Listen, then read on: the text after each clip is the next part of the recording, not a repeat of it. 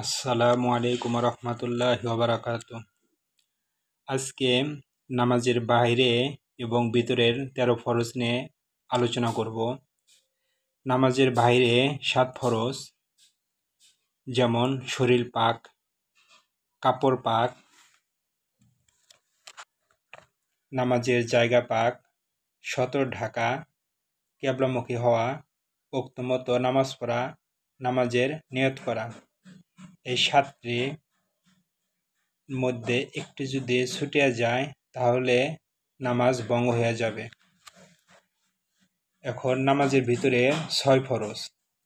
1 নম্বর হলো তাকবীরে তাহরিমা বলা, 2 নম্বর দাঁড়িয়ে নামাজ পড়া, 3 নম্বর কিরাত পড়া, 4 নম্বর রুকু করা, 5 নম্বর 2 সেজদা করা, 6 নম্বর আখিরি বৈঠক করা।